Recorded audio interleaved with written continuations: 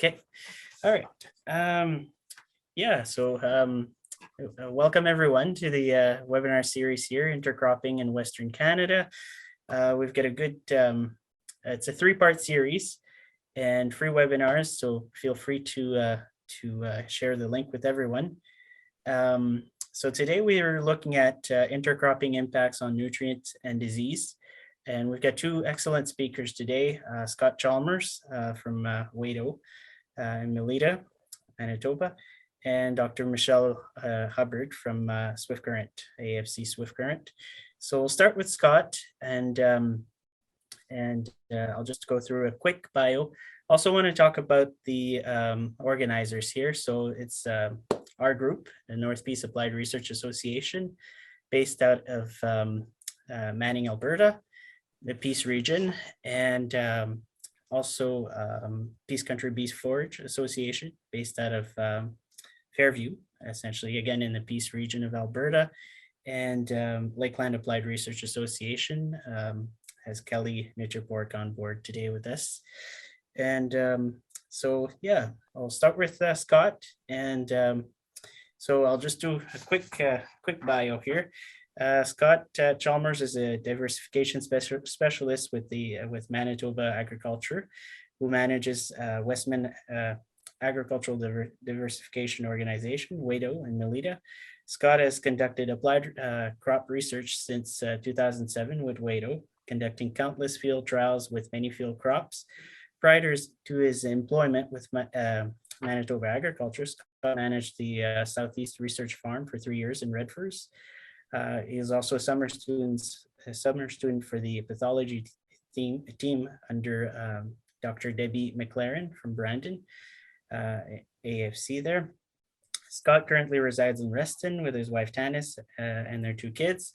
Scott has special interests in intercrop, homebrewing, and intensive no-till gardening. So yeah, so without further ado, go ahead, Scott, and we can go from there. Thank you for the introduction, Lance, and also the opportunity to speak. It gives me a great venue to extend the knowledge that we have, at least with our experience down in Southwest Manitoba. And hopefully, I promise at the end of my presentation that you've learned something from me about intercropping, and at least maybe some aspects of fertility that you could maybe apply on your farm if you're hoping to get into intercrops. So just gonna grab my presentation here and we'll get at it. Scott Chalmers here with Manitoba Agriculture, and I manage Westman Agricultural Diversification Organization. We're located in the southwest part of the province. We have 3 other sister sites, one in Roblin, Carberry, and Arborg. We all work together with the province, and we do our applied research. And so some projects are unique to each site, some are the same, and I just thought I'd put the heat zones in there. We're down probably in the warmest part for us, for all 4 sites. So this was an aerial shot in 2019, one of our last best years that we've had. Great shot, and you can see a variety of projects that we have. We actually have over 40 to 50 projects per year, and that's ranging about 2,500 plots of work. And some of the things that we do are intercrops, which are unique. They're different from the old variety trials that we do, maybe for the crop guide, but in this case, we actually get quite a bit of traction on the topic of intercropping. And so I'm glad to share that with you today. So I'm hoping to give you kind of an insight of the journey that I've gone through since I've been here with intercrops. It's been over a decade of work that I've been putting into it, and it wouldn't be possible without my crew here. My trusty crew. People come and go every year, but for the most part, we have a steady crew that we're able to pull off the work. So thanks to them for all their hard work. Otherwise, I wouldn't be here today. And I just thought I'd put this map up too of the prairie provinces, and given that Lance is up in the top right corner there. That's a long way away from a lettuce. So I'm trying to give you guys the context, at least for your area there, maybe things that might apply to you. I could talk about corn and soybean and hemp and things like that, but from my understanding, it's not the most successful thing up in your area, maybe not such the wisest thing either, but down in our area, even we have problems with some of those crops from year to year, just because it could be too cold or too dry. So, but anyway, I thought I would mention this piece here. This is the shoulder season that I'm trying to depict here, outside the frost-free zone, and that there is some time that we're above zero, that we can grow certain crops, especially cool season crops, and perhaps we can take advantage of this opportunity, whether it's more moisture use, more sunlight, and convert that into something that's tangible and economic. So with that, I calculated a 5-year average, and we actually have 27% extra heat units if we wanted them available. And interestingly, maybe we can take advantage of that somehow through intercropping. So the first time I did intercropping was in 2009. It was just kind of a shotgun, let's try and see what happens trial. And what we did is looked at canola and peas at different seeding rates. So if you could imagine a full rate of peas and a full rate of canola. And then we took different combinations of fractions of that. So, maybe a half and half, or a full and a full, or 2/3 or whatever. And believe it or not, all combinations of intercropping were phenomenal compared to the monocrops. And I was just blown away by this. I had lots of questions. Despite it was growing on river flat land, but nonetheless, I can't understand why are we getting almost twice the yield. There's actually about 62% more yield per acre. And so that's where it all started, and I started from there. So why companion cropping? I just use the word companion cropping because it's a broad spectrum. It can include relay crops, cover crops, intercrops, that sort of thing. And most of the benefits are natural solutions to problems. So I guess working from the bottom right corner, we could have less compaction, less salinity, more water use. And as you go across the list, you start to see they're just mostly intrinsic things that have natural tendencies. So maybe it's a pesticide resistance, or increasing growth time, because maybe the maturities aren't lining up, but you're harvesting more resources, that sort of thing. And then there's reasons why we shouldn't companion crop. And a lot of these reasons are man-made problems. So they could be just a lack of courage getting into it. Maybe there's cleaning issues at harvest where you've got to separate these crops and find ways to do that. And that can be a bottleneck. There's many other problems. There could be management issues with chemical or physical things like lodging, or maybe you can't find seed. Maybe there's a residue problem. So these are things that we can change on the farm potentially, that we can change the aspect of intercropping. Crop insurance is another thing. If you're not covered, it's quite a high risk to intercrop if they won't cover you. Prices can take a tumble or jump, and it can also be very stressful to grow one of these things. So I don't blame people for not getting into it, but I guess I'm here today to try and convince you there are good points as well, and bad points too. So in the pea canola system, what really is going on? Well, we naturally like to think that there's some sort of nitrogen sharing going on. That would be very romantic, where the pea roots are fixing nitrogen and then blatantly giving it off to canola just because. But this isn't really the case. the actual, real sharing part here is probably only 5, maybe 10% of the budget for canola for nitrogen. Honestly, the peas are probably very selfish. They don't really give off too much nitrogen because it's expensive to fix nitrogen. Why would they give a free lunch to canola? So unfortunately, it's really not that big of an impact or factor, I believe. But when it comes to things like water use, that's a big thing because we have different zones with the roots. When it comes to disease load, having the peas off the ground so they're not picking up disease is a big deal. Having canola around because the aphids get confused on the peas. Why is canola here? That's a big deal. So you get these compounding factors that add up to a bigger story. And I hope to share some of those thoughts with you today. Here's just an idea of canola versus pea rooting zone. So in a situation where you have dry soil conditions, we're finding that having pea and canola together, we really don't get a benefit overall, and that's in the aspect of land equivalent ratio or yield production. When we do see big benefits is when that soil is saturated or has a lot of water storage available to use. And so you get peas sourcing water from the shallows and canola from the depths. And that's where we see our greatest over yielding. And I'll show you some results here soon about what I mean by that.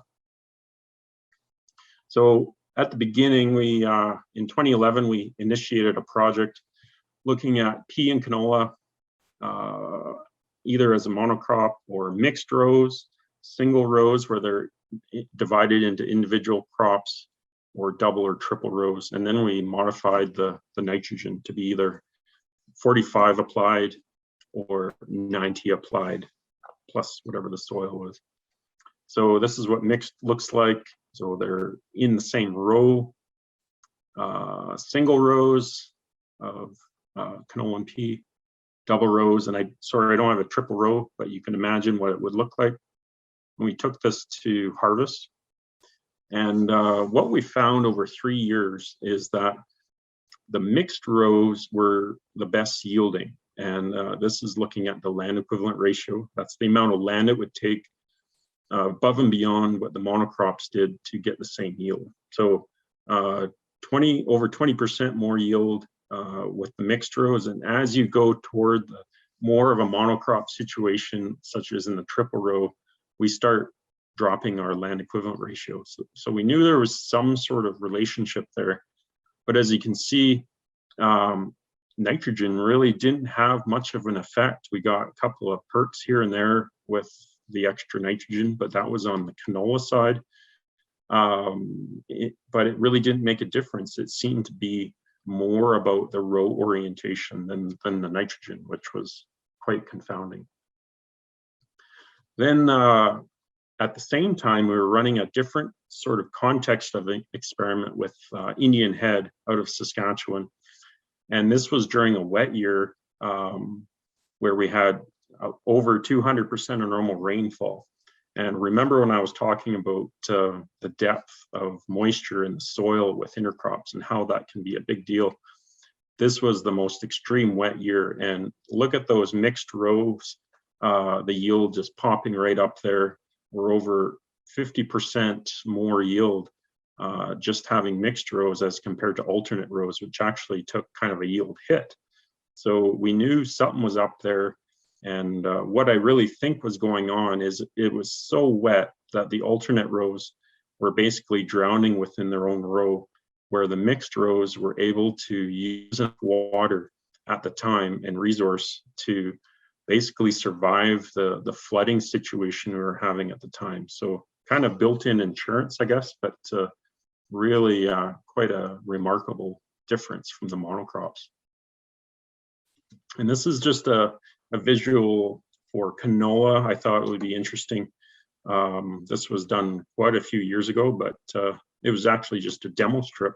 We have on the left just monocrop canola, and then on the right we have intercrop pea and canola. and you can see the canola has been pulled down by the peas, and with that, we actually have less shatter losses in the canola. So if you're picking varieties of canola, which I would choose Clearfield types over any other system, you can actually prevent a lot of shattering losses because the peas tie up the pods. And at the same time, the canola actually pulls up the peas so they're not catching disease. And we actually did a little test on this. I think the next slide. Yeah, here we go. We looked at the disease in the pea seed for Ascochyta, and with that, the monocrop pea had 16% of the seeds that were diseased, where any of the intercrops were quite low. And I think this is showing that having that mix in there is not only probably reducing the environment, but the moisture levels as well, that could be confounding the diseases. Another kind of aspect here is the maturity difference between pea and canola. We can get up to 25-day difference, we found. And the peas are quite happy to be waiting it out for 2 or 3 weeks while the canola comes in for maturity. And it doesn't seem to be a shattering issue, at least the years we've done it. But I think this is where we're getting maybe some extra resource, whether it's through the remaining water left in the soil or nutrients that maybe is mineralizing within the soil, can be used by the canola post pea maturity.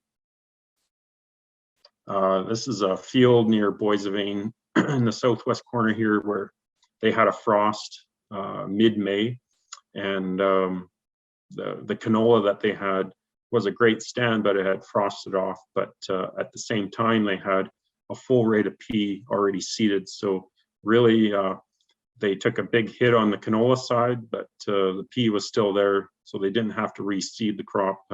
They had at least a decent pea crop. So I guess with that, you can get a bit of insurance, natural insurance, I guess.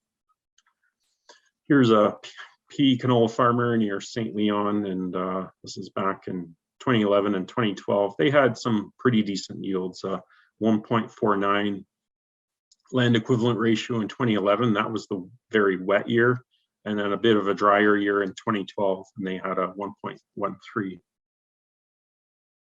Here's some of the setups that people use. This is a quick clean where the producer dumps it into the quick clean system, and then it separates the canola from the peas. And I think it's important to do this right at harvest. There hasn't been any research done on what the ideal moisture situation is for a pea canola sample. But the good news is that at dry for peas and canola, they both share the same relative humidity. So we suspect that it's going to be okay, but we just don't have numbers to support it that are solid. So I would encourage that you separate these crops. That way maybe the peas don't give moisture off to the canola and the whole sample spoils. The other part of this is the bushel weight of pea canola is about 74 pounds. So when you're unloading from the field, it actually is quite difficult to drive off the field, especially in wet conditions, if your bushels weigh 74 pounds. And the surprising thing is you'll need about 20% more storage space when you dump that truck. So you better have your math done. Otherwise, you may run out of space, because despite it being in the truck, it actually gains 20% more volume when you separate it. Here's another system. He was running out of hoppers, so he was dumping it back into the combine in order to have enough hoppers to deal with the intercrop in this situation. Just to look at some economics on Piola, this was kind of a mega plot near Carmen, and looking at the effect of nitrogen. And basically, as you apply more nitrogen to Piola, you actually lose land equivalent ratio. And we found this in some other supporting research we did.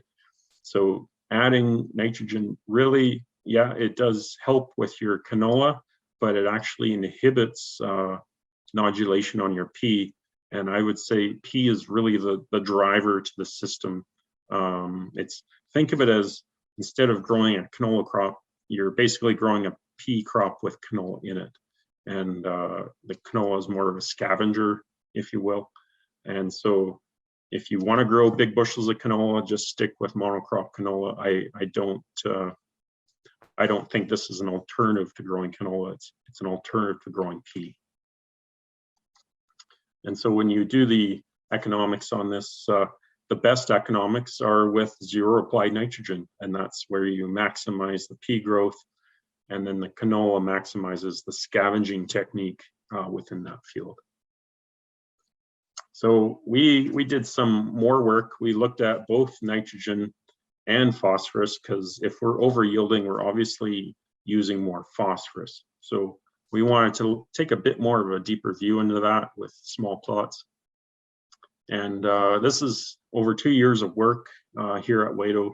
And this is the plethora of treatments that we had. We went from 0 applied phos all the way to 60 pounds an acre, and the same with nitrogen, all the way from 0 to 90, and did the different combinations. And this looks really busy for a chart, but once you break it down into smaller pieces here, we look at the nitrogen response on the left, and we only see the real response in the canola, and it doesn't do anything for the pea. So think of that, and then we look to the right side at the phosphorus, and phosphorus is great for both crops, which makes kind of sense, and it was giving us a bit more yield overall as well. So we definitely know phosphorus is an important nutrient in the system, and more the merrier.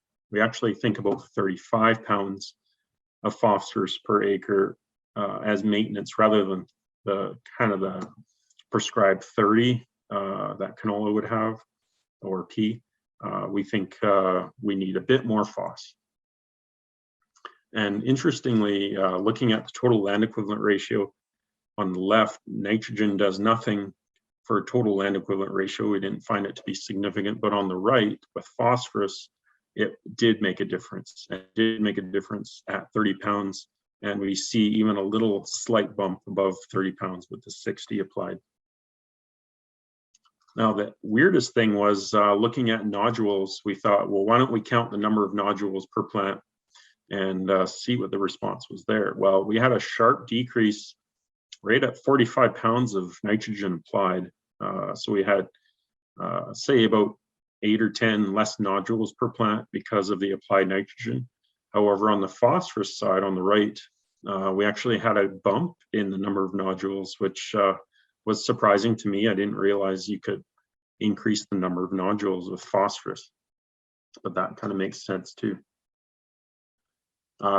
We were given a little gift at the same time of doing this trial, and the gift was these little pea aphids that flew in, and so we decided, why don't we count these peas?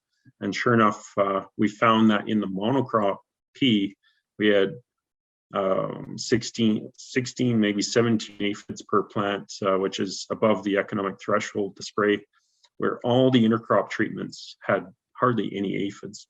And we really think, we're not too sure why, but it's probably a physical or chemical issue with having the canola that's deterring the pea aphids. So that was kind of cool. We've also looked at putting alfalfa as a kind of a cover crop below Piola, and it's actually worked pretty good.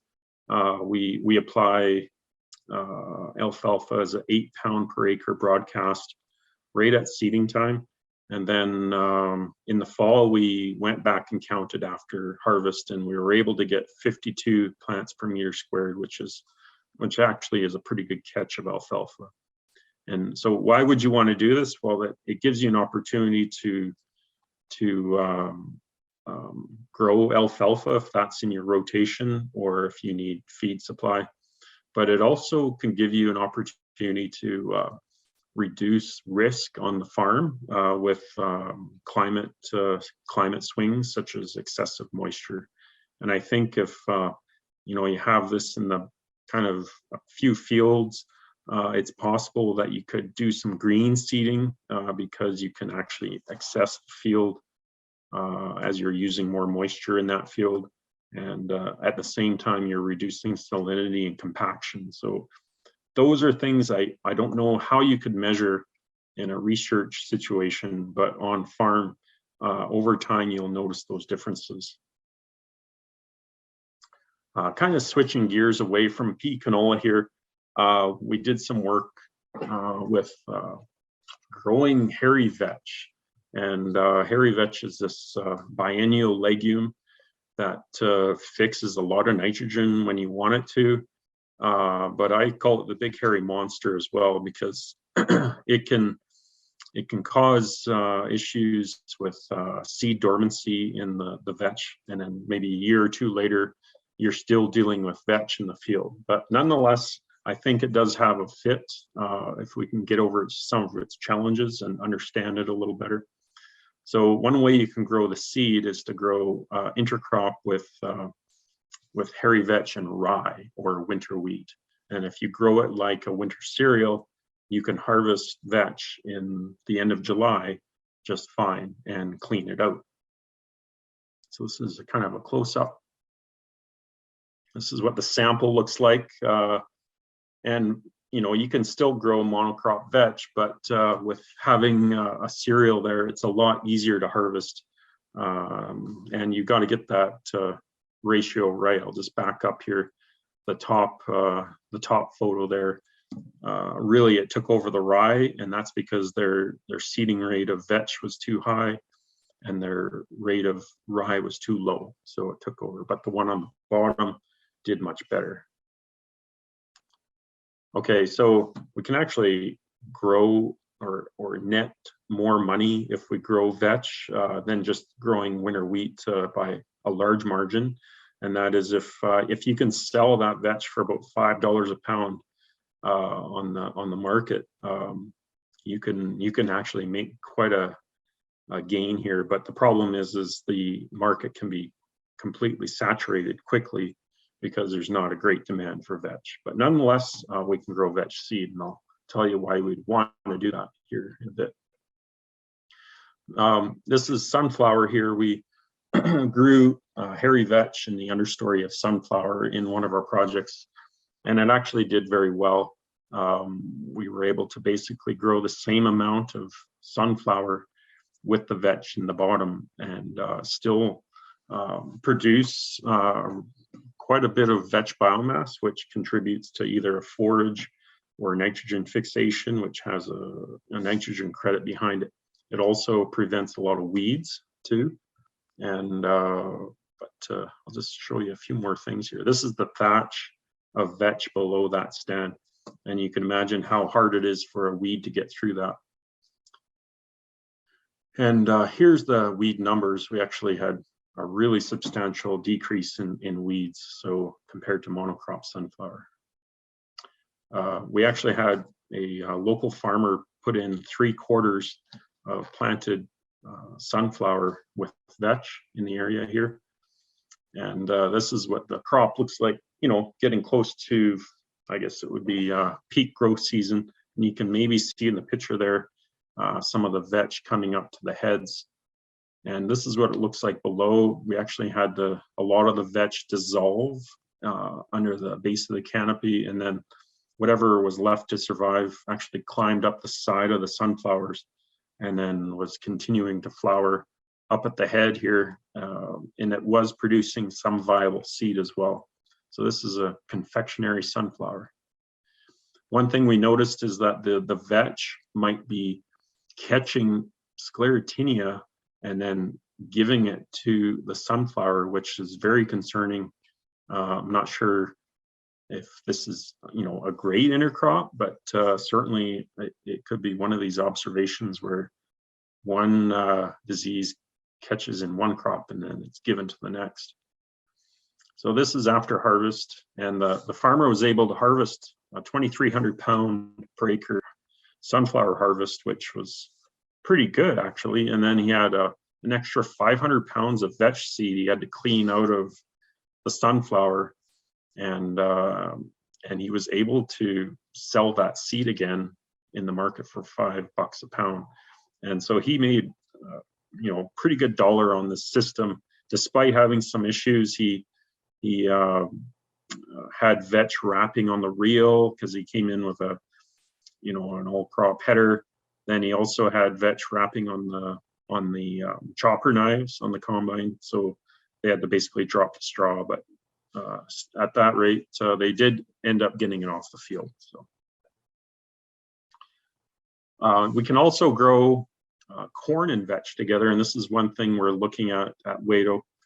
This farmer here, he has a seed hawk system where he grows vetch and corn in one pass and applies fertilizer too. You can get, I guess, rollers for your seed hawk that meter out corn, and so he was able to mimic like kind of a singulation and on 30-inch rows with his seed hawk.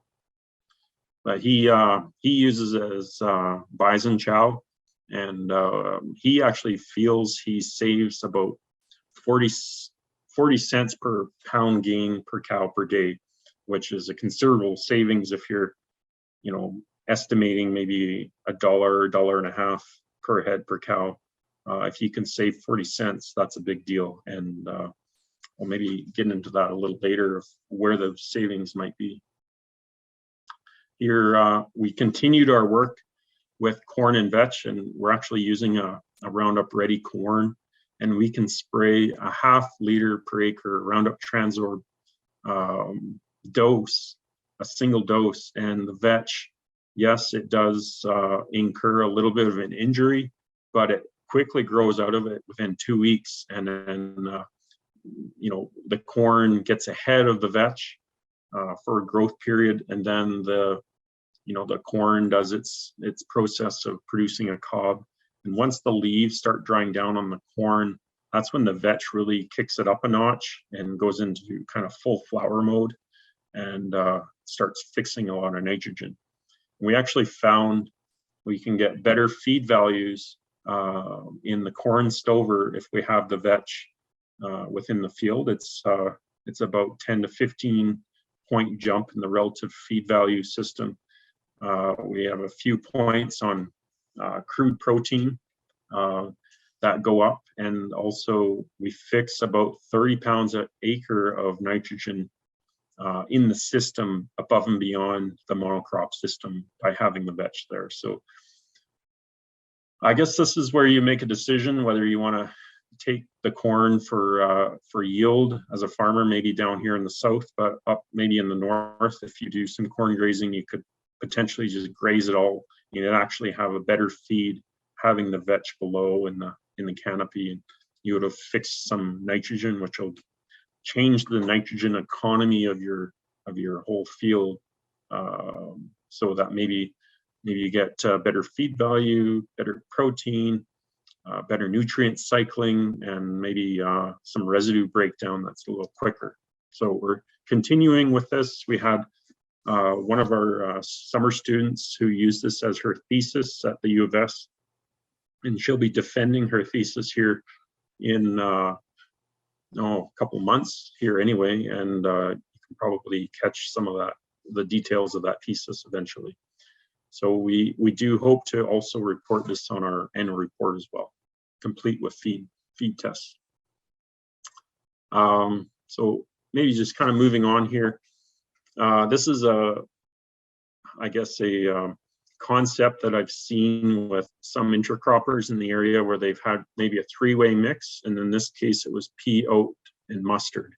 So they had equivalent values based on percentage of the seeding rates, and they seeded the flat rate to the whole field. And within this picture you can see almost a zonal natural sorting going on. So you have on the hilltops great pea catch here, that's kind of in the foreground, and then as you go further you see the oats that are kind of in the mid slopes, and then in the low spots you have mustard. And I think there's a huge synergy going on here for efficiency, where the crop decides where it wants to grow, and then you get probably way better land use out of that property, especially if it's highly variable due to topography or resources. And around here we have a lot of slough and bush areas. I think this is one part of the research I'd love to go, but it's quite complicated work too. So, but I really do believe there's something going on here. So another example in the area, we had an organic farmer who grew spring wheat with sweet clover and had a great catch. They used a Pottinger seed drill, which has actually got 6-inch spacing. And he just basically broadcast the sweet clover and seeded right through it. And a fantastic crop here in 2016. And he decided to swath it. I would have chose to maybe straight combine. He probably could have. We found that the windrows actually caused the cover underneath to die off or stunt, and that's just because it wasn't getting light through the swath. But he cleared $720 per acre, and this was 2016 crop value. So really great crop. $18 a bushel for organic really made it great. And one of the weird things was we have a lot of salinity in our area here. It was able to kind of mitigate the effects of salinity. So we had the sweet clover creeping in on the salty spots where the wheat would have been just a waste. So we were using water, we're drawing down those salts, and this was also a compaction zone area where the equipment would come in. So he's probably loosening up a lot of that compaction too. 2017, they let the sweet clover grow, and you can see the old windrows there. This is that salty patch that's actually shrunk in area. So, and it's also out competing the foxtail barley, which was a great advantage too. He actually decided to take the sweet clover to yield, and you could not find a weed inside that canopy. It was just solid sweet clover. And he was probably fixing, likely 80 to 100 pounds of nitrogen for the soil there. So took it off for grain. So we decided to do a bit of work too, looking at spring wheat and broadcasting either alfalfa or sweet clover. And this is where I want to talk about yield drag, where you have maybe some sort of legume with another companion. We found a bit of a yield drag, but it was quite variable. Sometimes it was there, sometimes it wasn't, depending on how we seeded it, whether it was before, during, or after seeding.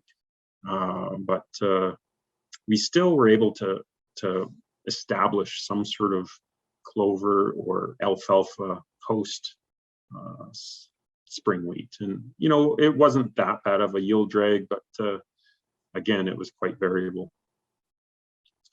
Other things we've tried, this is flax and soybean.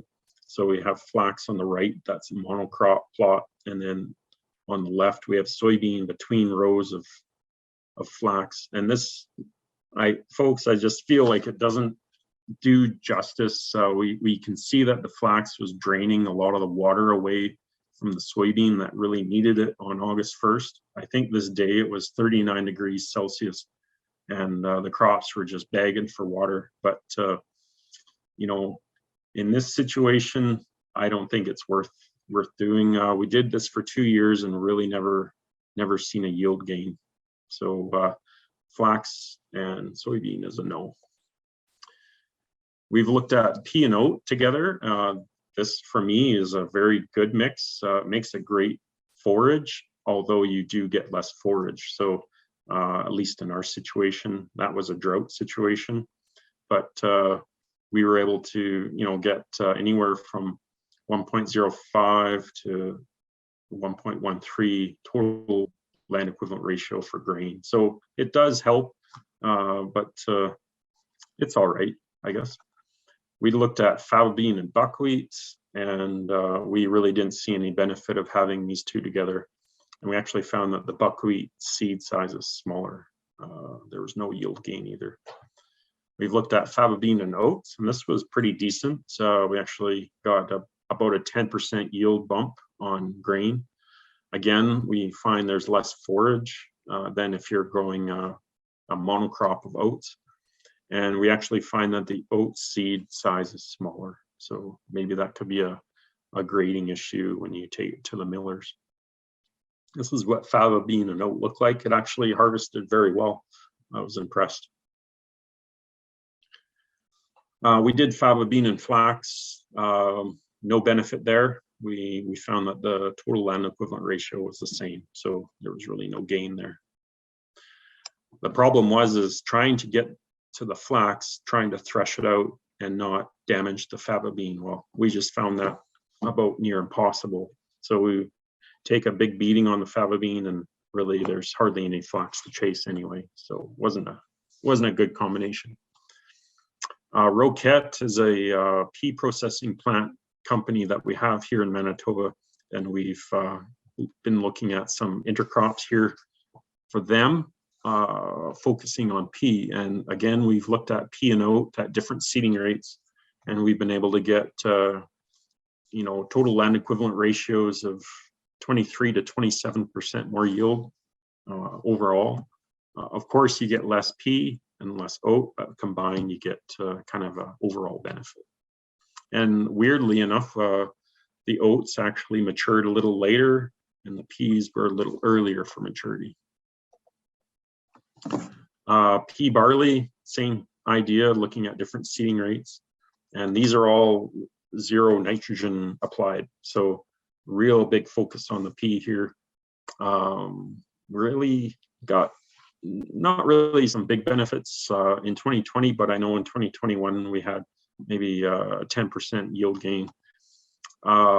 Earlier maturity in pea again, and smaller barley seeds. So I'm not sure what that means to for those industries, whether it's malt or feed. Looking at pea and canola seeding rates, we had total land equivalent ratio of 19 to 22% more yield. That's been very consistent with intercrops for us.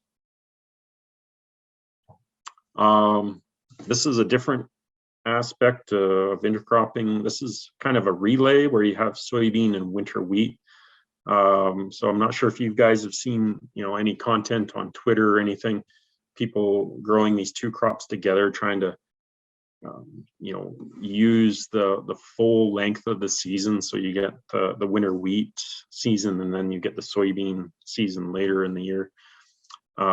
This producer did 40 acres just to see how it would go. And so they had to build this little deflector to push the soybean row down in order to get to the winter wheat. And honestly, I don't know if it's really worth it, because we did a few plots here as well.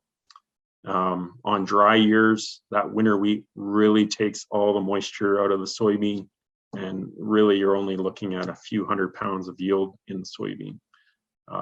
Interestingly, we've looked at nitrogen use within the winter wheat, and the funny thing is having the winter wheat there, we actually got more nodules on the soybean when they're intercropped with the winter wheat than if they're on their own as a monocrop.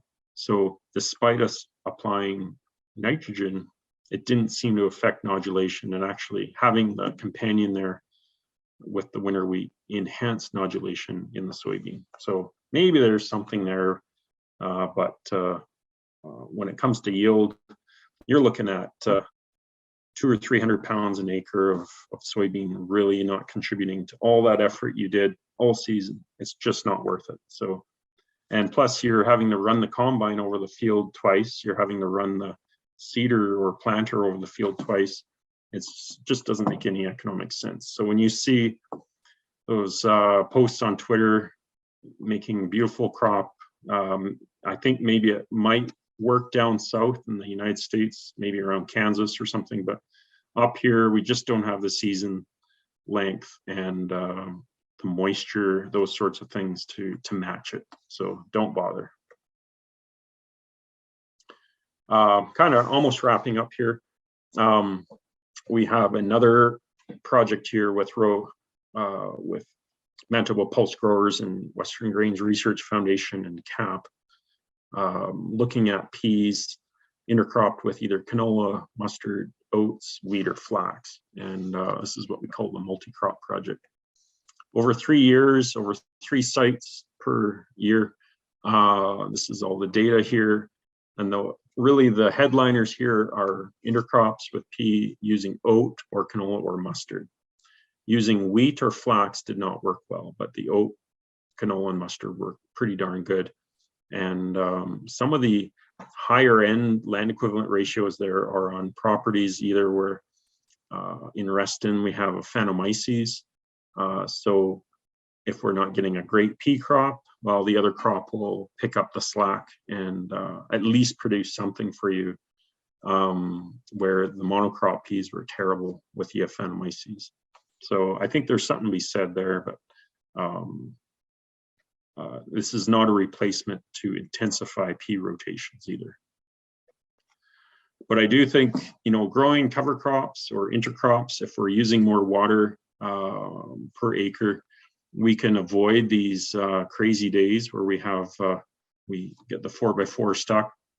I think, you know, they do have some validity where we can maybe get on the land and seed into green stands of alfalfa or clover, where in other farms, if they don't have that situation, they're going to end up in these situations where they just get stuck trying to put the crop in.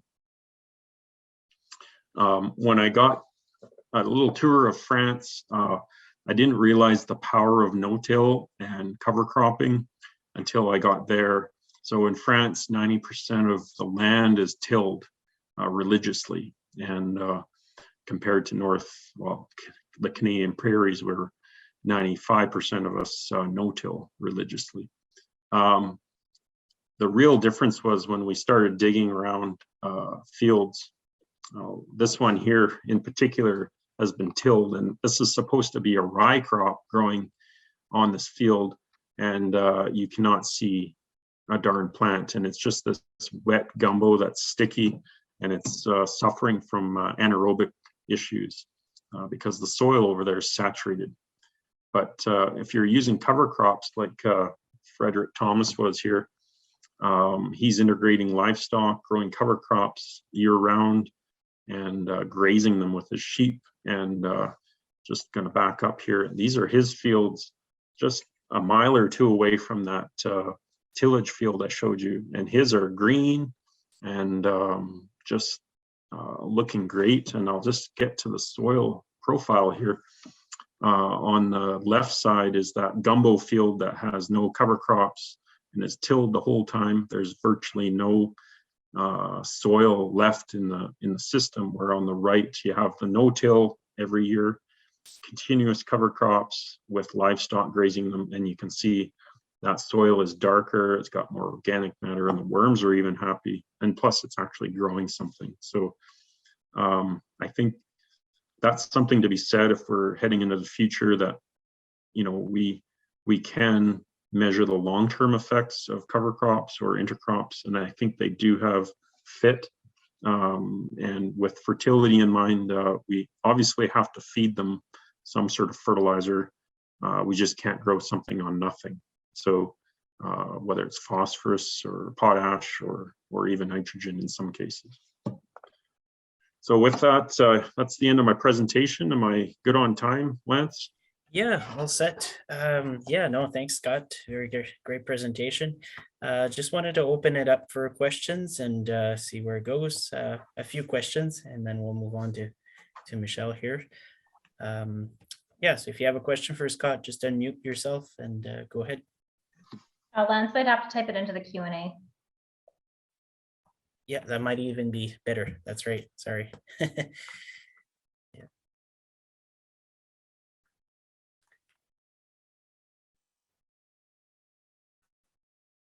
Okay, I might have one until we get more questions here. I might have one for you, Scott.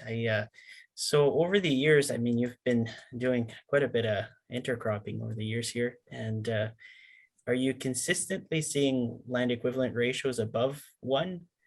Yeah, great question. And in summary, I can say that on wetter years, so any year that's average to above average for moisture, that land equivalent ratio expands greater and bigger.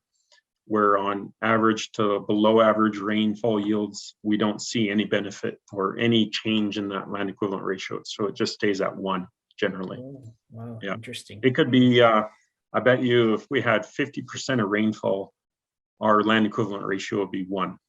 Yeah. But if we have 150% of normal rainfall, it'll be anywhere from 1.2 to 1.6 or beyond, depends. But if the moisture's there, it'll grow. Yeah. So at on a dry year, let's say, I mean, is it still economically viable? If you're reaching that 1 land equivalent ratio, is it still viable to put an intercrop, or just depends on which one, I guess? I don't think it is. And the reason is in order to pay for the separation cost at harvest, you need about 20% yield gain in land equivalent ratio to make it pay the bills. And then once you're beyond that, you're actually making more money.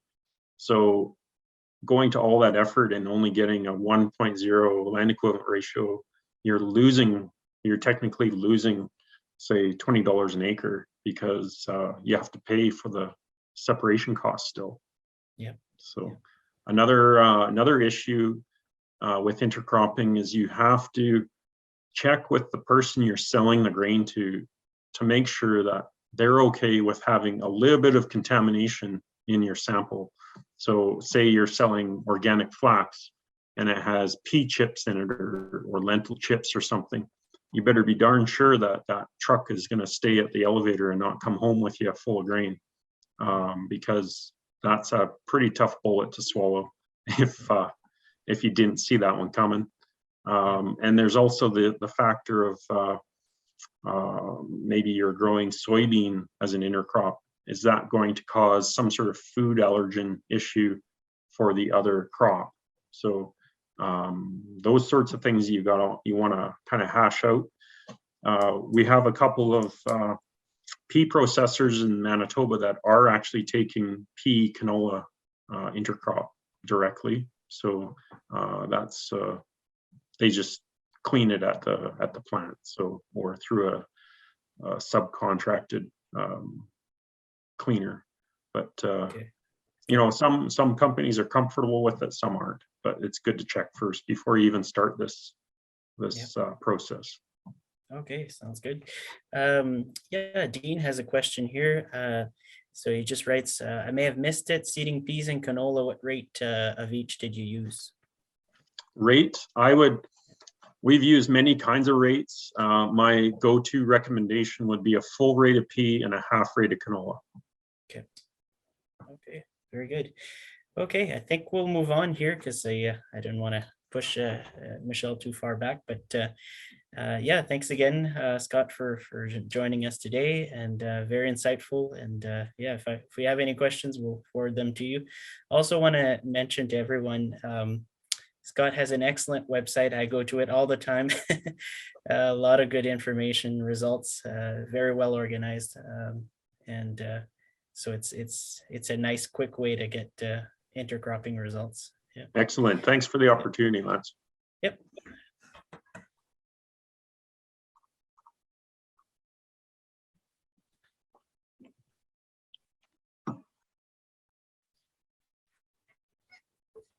Okay, we'll move on to Michelle here. I'll just do a quick intro while Michelle is setting up her presentation. Yeah, so Michelle's a research scientist with AFC, Agriculture Agri-Food Canada, based out of Swift Current, Saskatchewan, and focuses primarily on diseases in pulse crops. Passionate about increasing sustainability in agriculture and thinks of intercropping as a potential tool for disease management. Always excited to hear from producers practicing and considering intercropping. So with that said, yeah, take it away, Michelle.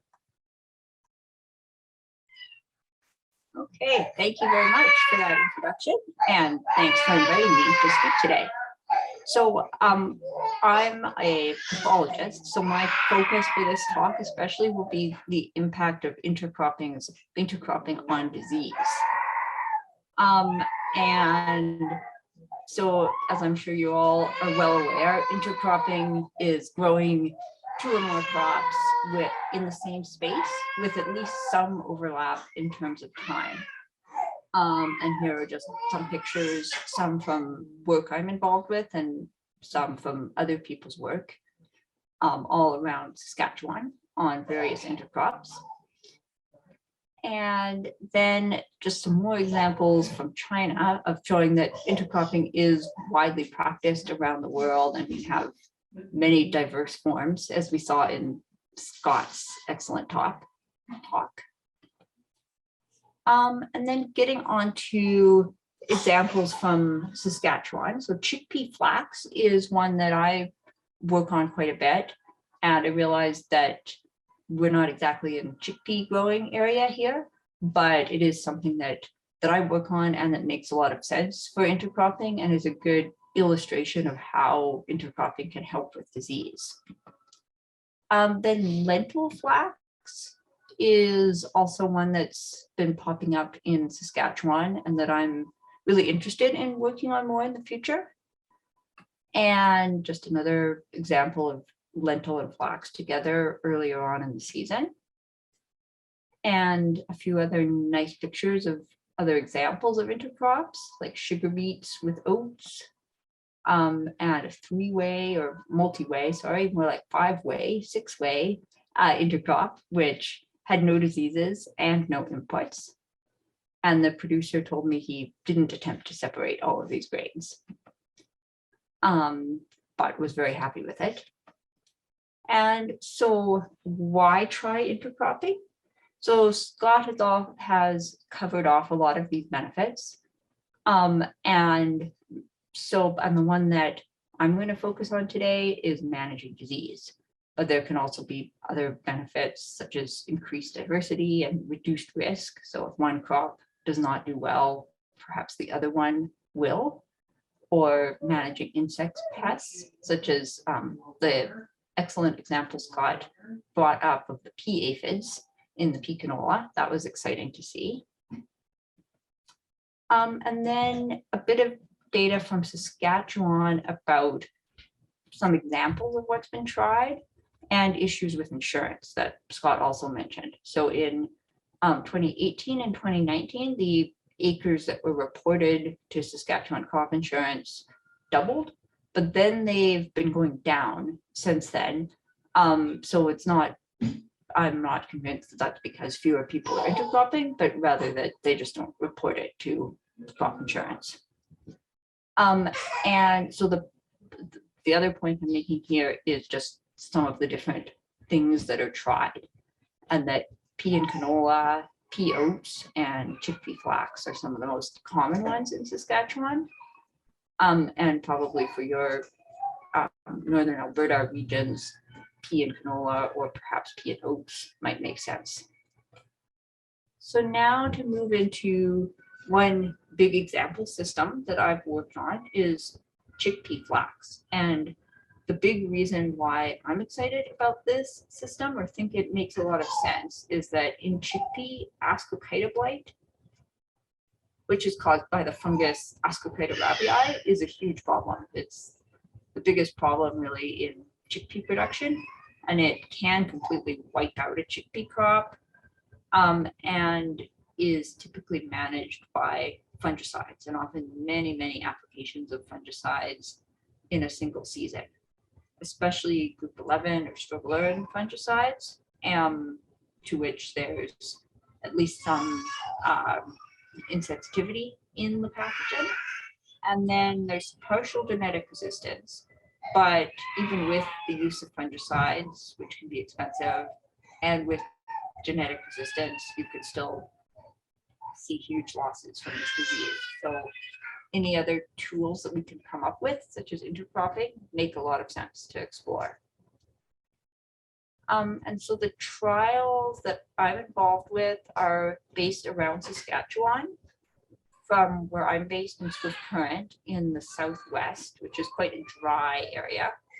And that's what chickpeas like, is they like hot, dry conditions because because of their indeterminate growth, which means that if it doesn't dry out towards the end of the season, they'll just kind of stay green and not mature, and you'll get a whole bunch of green seed or flowers and not good chickpea yield. And then on this map, the darker green color, or the risk zone 2, is a bit wet for chickpeas, but you could still insure them. And then Indian headed redbird in the blue is really pushing the edge of where you can grow chickpeas. So some years it would probably work out there fine as a monocrop, but some years it would just be too wet and they'd get a lot of disease or they'd never mature. And then the Melfort site in the northeast is way outside of where you normally consider growing chickpeas. And we included it in the trial to kind of push the envelope, and to go along with what the point Scott made a couple times about moisture. So kind of the thinking here is that when it's drier, there's a lot less benefit to this intercropping system and perhaps to intercropping in general. But then in wetter areas, the flax may dry out the soil and cause that stress that the chickpea needs in order to mature. And so then this is some old data from Redvers, which if you remember was near the Manitoba border in Saskatchewan. And so in this year there was a lot of disease, and the 2 monocrop treatments, which were a Desi or a dark high tannin seed coat chickpea and a Kabuli, they both had a lot of disease and not great yields, whereas the intercrops had better chickpea yields and a lot more disease and a lot less disease. Then in the ongoing studies, we've done enough work with the system to figure out that the focus is on the chickpea, and so we're using a reasonable chickpea monocrop seeding rate and holding that constant, and then varying the flax planting rate from nothing in a monocrop chickpea up to a flax monocrop seeding rate, and quite a few gradations in between. Then we're comparing mixed rows, so chickpea and flax together in the same row, to alternating rows, so 1 row of chickpea, 1 row of flax, and then using nitrogen fertilizer or not. And so the trial actually didn't happen in 2020 due to COVID. And then in this past year, we're still waiting for some of the data, and it was very hot and dry. So the data I'm showing is from 2019. And in that year, Swift Current was still, there was very limited disease and no difference between treatments. But in Redvers, there was notable disease, and flax seeding rate made a difference, but nitrogen application and the alternate versus mixed rows didn't make any difference. And as you can see, as the flax seeding rate went up, the level of disease went down. But you did also get less chickpeas as the flax seeding rate went up. Then in Melfort, which is the wet northeast site, then we found that again, consistently the flax seeding rate, including any flax, reduced disease, but that there was more disease in mixed rows as opposed to alternate rows. So alternate rows worked out a little better. And then we're interested in figuring out why this might be. And so one possible reason is the changes in the canopy microclimate. So perhaps it's the humidity is different, or perhaps the temperature, but diseases in general like moisture because they have to survive initially outside the plant. And if you think of a fungal spore spreading the disease as like a little seed it needs humidity in order to germinate. And if it's super dry, it's really hard for it to germinate and initially get inside the plant host.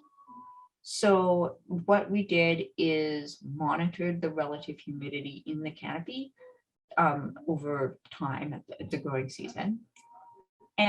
But confusingly, we found that and we chose a time, like the data that I'm showing here is from time right before the significant differences in disease were seen. So that makes sense that if there would be a difference, you'd see it then. And what we found though was in red vers, then it was actually more humid with more flax, which is a little surprising that you'd think more humid would equal more disease. But that wasn't what we saw. But then in Melfort, we saw the opposite, that higher flax seeding rates meant it was drier. And so that kind of makes sense, but it's very confusing that we saw opposite impacts at the two different sites. So perhaps relative humidity is just not relevant. It's not really the cause, but I'm not ready to say that yet. I think we need more data, and perhaps I'm hoping the 2022 season will be a little wetter at some of our sites with more disease, and we can get a little more data on this. Then something else I've done is organized a survey in Saskatchewan of Ascochyta blight of chickpea, where I was looking at disease in intercrops and monocrops, and where possible, getting people to report which fungicides they'd used and how many. And I found that there were fewer intercrop fields, but the intercrop fields that there were had lower disease and had fewer fungicides. So there were some fields that didn't use a single fungicide application. The average was like a little over half an application over the season, as opposed to over 2.5 for monocrop chickpeas. So that is a good indication that people are actually trying intercropping and that it's helping reduce the use of fungicides. But this is a field survey, not a small plot trial.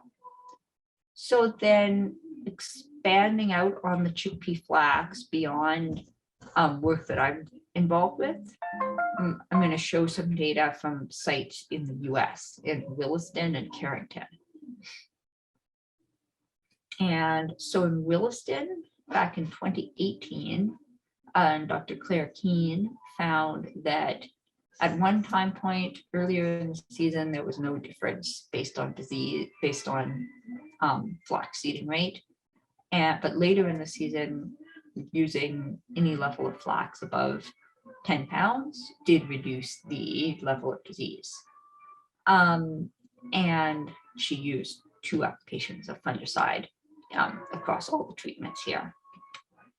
Then in Carrington, there was one trial that actually no Ascochyta showed, that actually Sclerotinia showed up, but only in the monocrop chickpea and not in any intercrop treatment. And then this trial in Carrington in 2019 is interesting because it actually was done by Mike Ostley and used fungicide as a treatment, as a factor, and found that unsurprisingly, proline, which does not have a group 11 ingredient, is just group 3, what reduced the disease pressure. So that's not too surprising.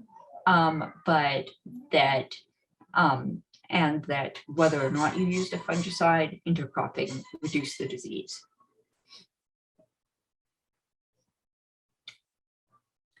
Then now moving on from the example of chickpea diseases and Ascochyta blight to a disease of pea. And so Mycosporella blight of pea is kind of the equivalent of, is also known as Ascochyta blight of pea, and is also a foliar disease which impacts pea around the world. And here's some producer photos of a pea canola intercrop, zooming in on the Mycosporella blight symptoms. And again, worse mycosporella blight symptoms. This time they've crept all the way up from the bottom of the canopy up higher into this pea plant. And so mycosporella blight is favored by dense canopies, by humidity in the canopy, by a wet weather forecast, by a lot of moisture. And obviously, if you have symptoms, that increases the risk.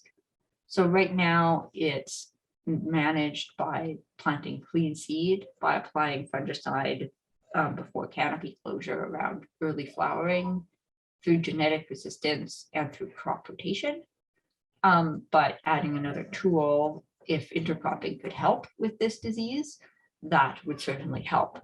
So that's now the work I'm going to present is published work, not work that I've been involved with. So this is work that was published back in 2010 and was done close to 20 years ago, looking at different companion crops for pea and how they impacted, how these different companion crops impacted the disease at different time points and in different locations. And all of this was done with 50-50 planting rates. So cutting the pea monocrop seeding rate in half and cutting whatever the monocrop rate of the companion crop would have been in half. And you can see the level of disease varied a lot depending on the time and the site. But what was pretty consistent is that pea and fabamine, or pea and triticale, were the most effective intercrops as opposed to, say, pea and wheat or pea and oat or pea and barley. And pea and canola was not in this study. And what these people did is they were wondering, as I wonder, why does this work? Maybe it's just that the pea plants are diluted. There's fewer of them and they're farther apart. So the disease spreads less easily from plant to plant. So to look at that, they looked at reduced planting rates and found that just cutting the pea planting rate in half, as they did with the intercrop, but not having an intercrop, did indeed reduce the disease severity. And so these lines are for comparison to the last graph, where it goes down from, say, 55 to 40. And here it went down from 55 to 30 or so. So an intercrop has the potential to be more effective than just reducing the planting density. So it suggests that a well-chosen companion crop, not just any companion crop, but a well-chosen system is better than just diluting. And so then this is another paper where the authors were looking at the same idea and wondering, is intercropping just diluting the host plant? Or perhaps is it actually impacting the microclimate or providing a physical barrier? And so a lot of foliar diseases can be what's called polycyclic, where they can spread and multiply many times over the growing season. So spores land on one host plant, infect, cause disease, and then produce new spores, which then by rain or wind can splash and jump to another plant. And that could happen repeatedly and multiply up the disease. And so maybe having an intercrop in there actually blocks this from happening. And so here they found that reduced planting rate was just as good as an intercrop at decreasing spore dispersal. So it's a little contrary to what the previous paper found. And then how much disease you have or which part of the plants you're concerned about can make a big difference. So here they found that if there was just mild disease, there was really no benefit to intercropping, but as the disease got more severe, the benefit increased. And that the disease was decreased on the stem and pods, but not on stipules. And that's probably good news, because it can be, this disease can be seed spread or can induce lodging if the stems are girdled. So so it's an important piece for the disease to be reduced. And then moving on to another example of chocolate spot and fava bean that may be of a bit more interest in more northerly and wetter areas where fava bean makes some sense to grow. Then chocolate spot can be caused by Botrytis fabae or Botrytis cinerea. And these are just some pictures of how it appears and why it kind of does look like chocolate, and hence the name. And so risk factors for this disease are moisture, which can be, and dense canopy, which can be dealt with by avoiding high seeding rates. It can be spread on disease, which can be dealt with by planting clean seed. And currently there's no Canadian resistant varieties available, but fungicides or planting early are management options. And then here we're looking at whether intercropping could also be an option. And like the previous study, these authors started by screening a range of different companion crops for fava beans, including cereals and other legumes, or 2 species of wheat and Berseem clover. And they found that fava bean in a cereal was more effective than mixing fava bean with another legume. And you can see that this held true. So this was 2005, 2006, and then a year later, and that the data was different, but the trend is similar, that the cereals tend to work out better in this combination. And that across different regions from Tunisia and Egypt, the trend is similar, that the cereals work out better, and especially barley and oats tend to be more advantageous. And so this study also looked at does intercropping just work by diluting the host plant? And they found that indeed sometimes it does, but not always. Sometimes it's 2 out of 3 times it was ineffective. And that one of the ineffective times was very high disease pressure. So you can see the numbers on the y-axis go all the way up to over 1,000, versus the other ineffective time was quite low disease pressure. And another interesting and perhaps underexplored aspect of intercropping for disease is what cultivars and what traits of the different crops are best suited to intercropping. And so that was explored a bit here, and they found that tall cultivars tended to have more disease than short ones, and that intercropping was more effective in short cultivars. So, so that's something to bear in mind, both when choosing cultivars and also to, in my mind as a researcher, the need for more research so that we can give producers better advice about cultivars that are relevant to your area and how they might behave in intercropping. Or in the absence of research, that you might want to kind of start small with intercropping and try a few different things to see how it works for you and which of these variables make more sense in your system. And I'm just showing another example with basically the same trend. And then another study on chocolate spot of fava bean, and this time looking at the impact of nitrogen fertilization. And what they found was that adding nitrogen increased the disease in the monocrop, but in the intercrop, you could get away with increasing nitrogen and without increasing the disease. So the the bars with little dots in them as opposed to stripes, the monocrop. And you can see as the N rates go from 0 up to 3, which is a higher N rate, there's more disease in the monocrops, whereas in the intercrops there never is. And it's consistent that there's always more disease in the monocrop as opposed to the intercrop. And then there's 2 different studies that find conflicting things when they look at canopy microclimate and chocolate spot or fava beans.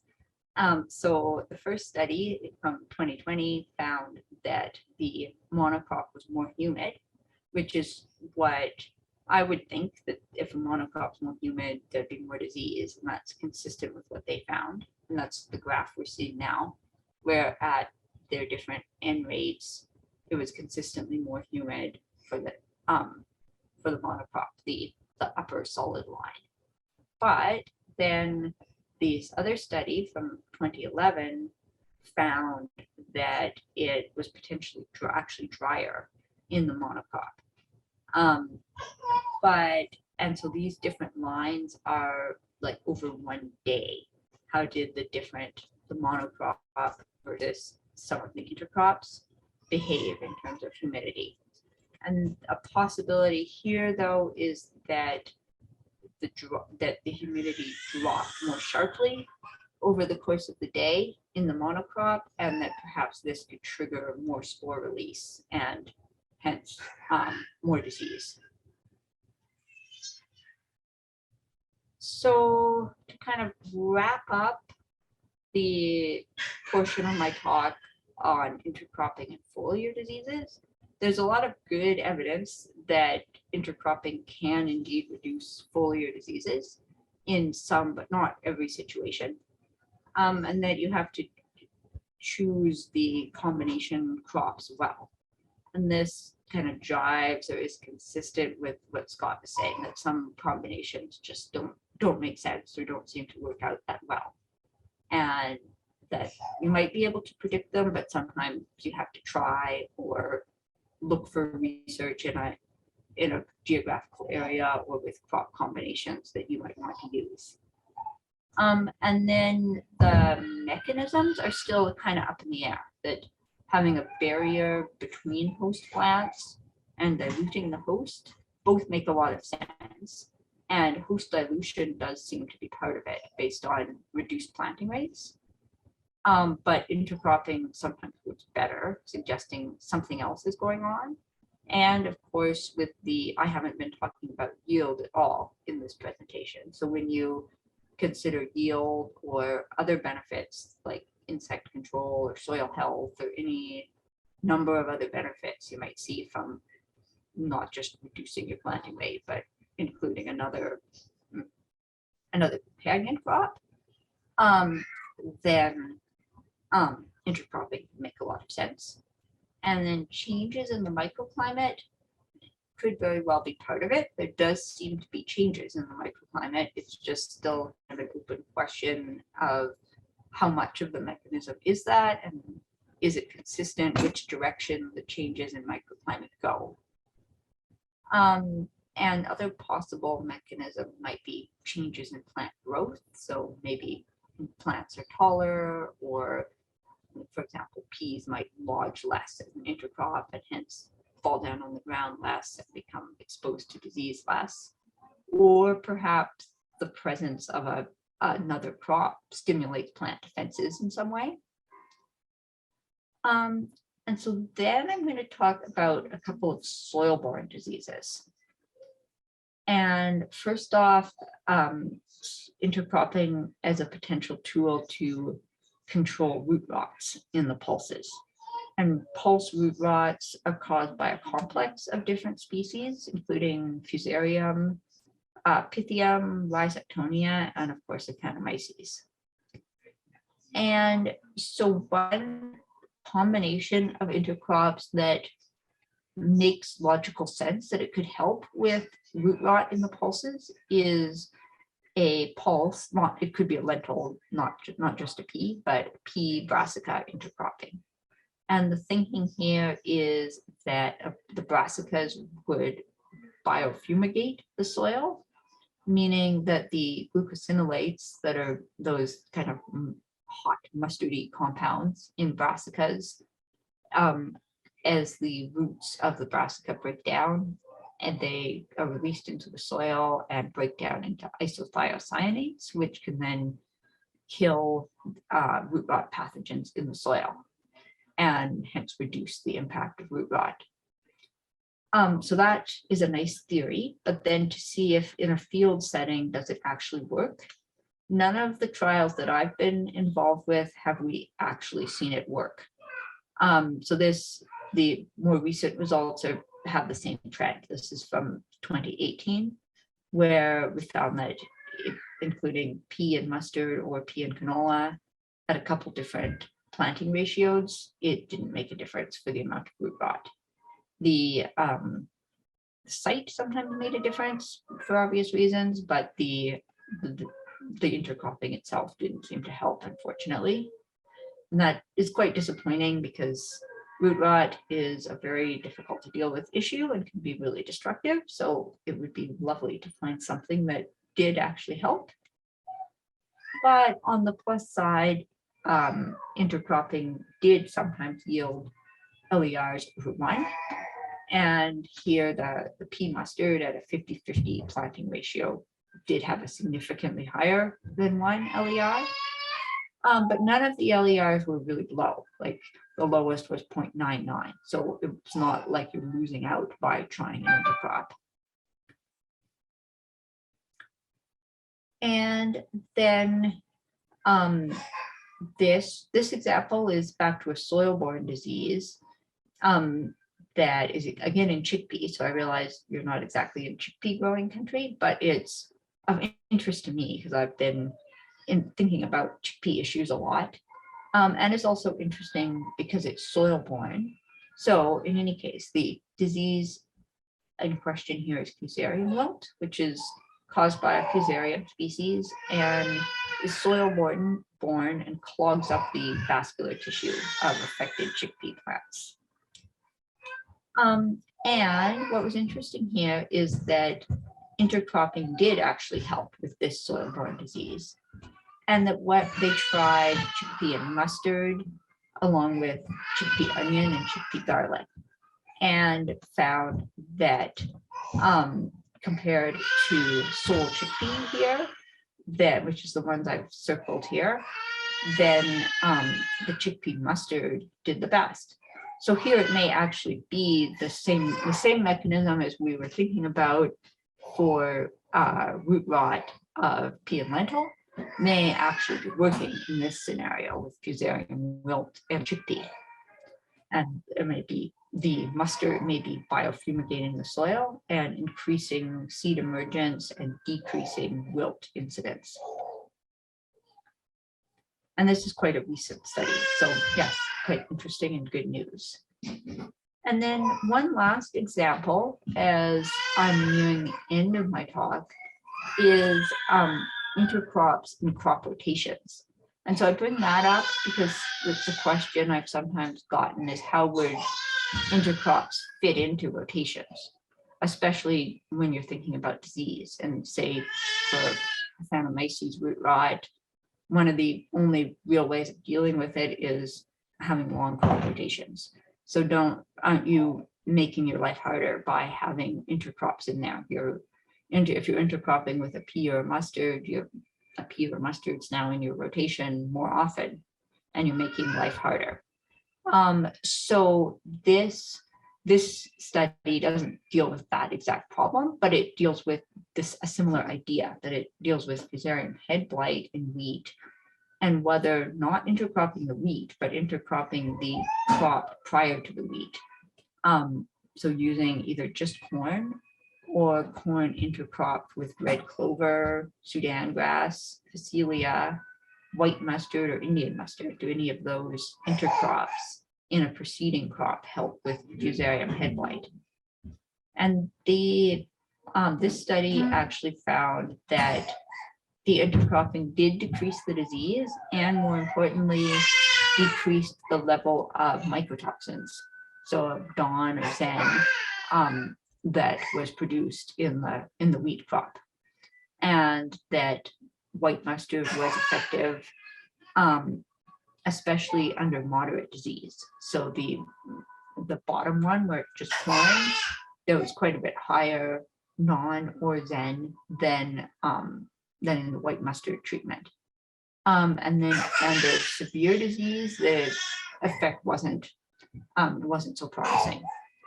But what was a bit surprising here to me was that they found that intercropping had increased costs, and that differs from what I've heard from producers in Canada, and what makes sense to me, that intercropping can reduce your costs by, for example, reducing the need for inputs, fungicide in the case of disease, or as Scott mentioned, the need for nitrogen or the benefits from nitrogen fertilizer, and reducing your risk, kind of self-insuring. So if one crop doesn't do well, perhaps the other will.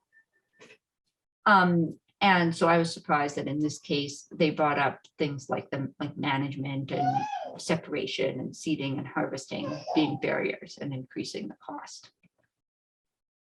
So to wrap up my talk, then intercropping can help with a wide range of diseases, but especially from my point of view as a researcher, there's really a lot of need for more research and optimization.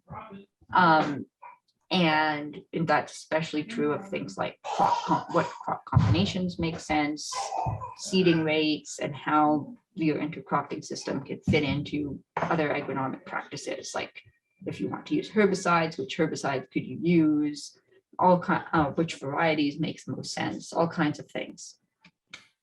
And then some of the topics I'm excited about getting into more in the future is following up on chickpea flax, looking at varieties and fungicides. And then I do already have work going on pea oat and pea canola, and their impact on disease and nitrogen use efficiency and sustainability. And then getting into lentil intercropping and whether that can help with disease management and dealing with issues of fungicide insensitivity that are showing up in Saskatchewan.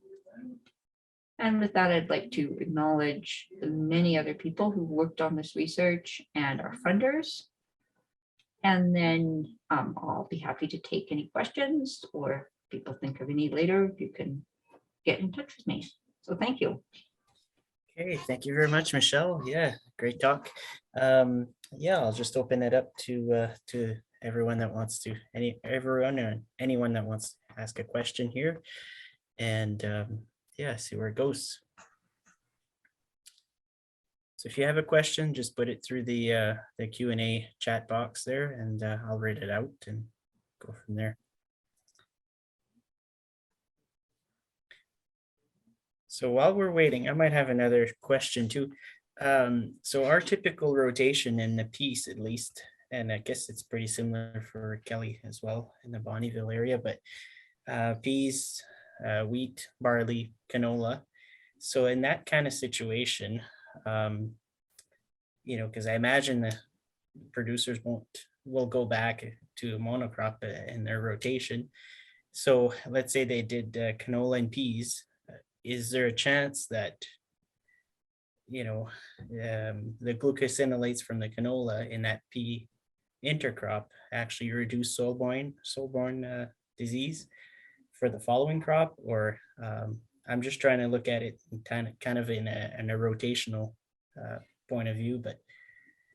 Yeah, that's a really good question. And that it might actually help more for the following crop. Like one theory about why it didn't work in the intercrop is that the glucosinolates are released more as the brassica breaks down. So as it's growing, they might not really be helping you.